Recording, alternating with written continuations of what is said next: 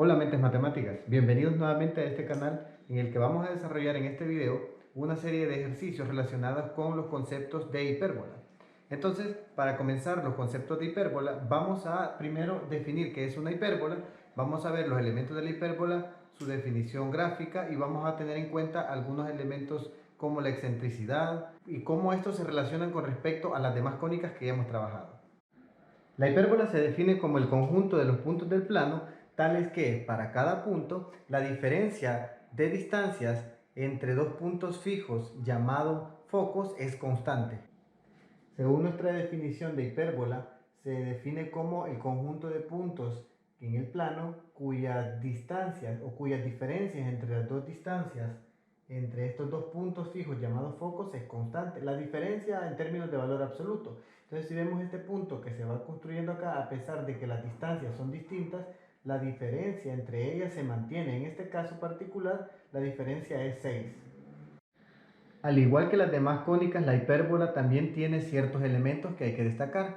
Entonces, también tenemos que aclarar que la hipérbola tiene orientación. Puede estar orientada de manera horizontal o puede estar orientada de manera vertical. En este caso vamos a definir los elementos para una hipérbola que está de manera horizontal. Sin embargo, si está de manera vertical es lo mismo. Entonces, aquí tenemos, por ejemplo, los focos, que son los puntos fijos de los que habla la definición. También tenemos los vértices de la hipérbola, que son esos dos puntos que están ahí, y además de ello vamos a definir las distancias entre los focos y las distancias entre los vértices. Al igual como lo hicimos con la elipse, estas distancias van a ser prácticamente definidas de la misma manera. Por ejemplo, la distancia que hay entre los focos le vamos a llamar 2 veces c o 2c. Las distancias que hay entre los vértices le vamos a llamar 2 veces a. Esa distancia le vamos a llamar eje transversal. De esa manera, para diferenciarla de la elipse. También tenemos acá lo que se le conoce como eje conjugado o eje menor.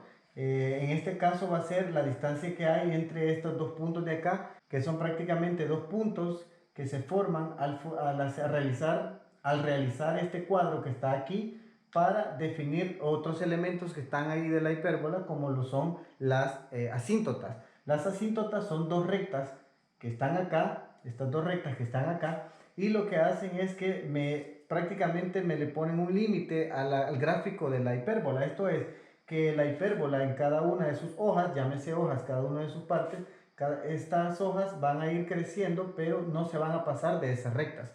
Entonces, esa es la definición de asíntota. Es una recta para la cual una curva puede acercarse tanto a ella, pero nunca la va a poder tocar. Entonces, también tenemos otros elementos de la hipérbola. Esos elementos son el centro, que es la intersección entre las dos rectas asíntotas, y también tenemos el lado recto. El lado recto se define de la misma manera, al igual que en las otras cónicas, que es un segmento de recta que une dos puntos, en este caso de la hipérbola, pero que pasa por los focos. En este caso vamos a tener dos lados rectos.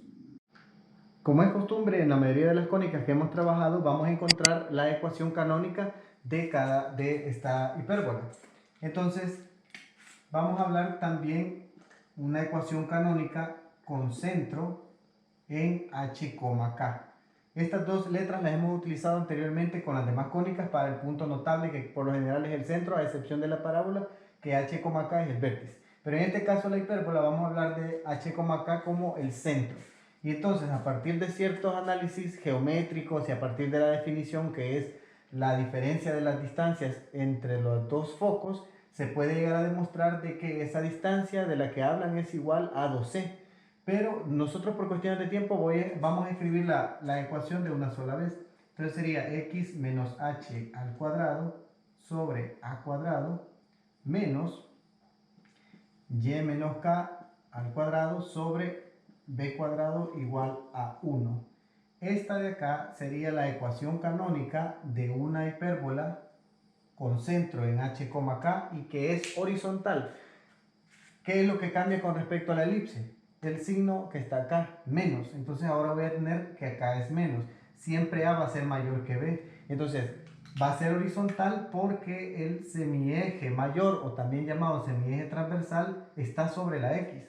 Entonces aquí vamos a poner que esto es una hipérbola horizontal. De manera análoga, cuando la hipérbola es vertical, aquí hay un pequeño cambio que vamos a tener mucho cuidado, porque si tratamos de asociarlo a las ecuaciones de la elipse, vamos a llegar a la conclusión de que solo vamos a cambiar estos dos números y ese sería el resultado de la ecuación cuando es vertical, pero no es del todo cierto.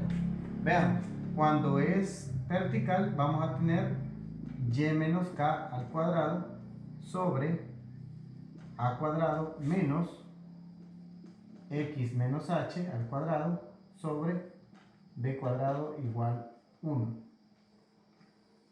Aquí hay una diferencia bastante sutil con respecto a la hipérbola, a la elipse, porque en este caso lo que tenemos es que hemos intercambiado prácticamente estos dos valores. Efectivamente, el a pasa a estar sobre la y b cuadrado pasa a estar sobre la x. Entonces, pero aparte de eso, el signo de acá lo mantiene la y el signo de acá lo mantiene la x. Entonces hay que tener bastante cuidado con eso. La hipérbola que tenga esta ecuación será entonces una hipérbola vertical. ¿Sí? Estas son las dos ecuaciones que vamos a estar utilizando dependiendo de la orientación de la hipérbola. Un caso particular de la ecuación de la hipérbola es cuando está centrada en 0,0. Ese análisis lo hemos hecho también en las anteriores cónicas y vamos a definirlo de la siguiente manera. En este caso, en el caso de que sea horizontal, x menos h, pero h vale 0, al cuadrado sobre a cuadrado menos y menos 0, perdón, y menos k, pero k vale 0, al cuadrado sobre b cuadrado igual a 1.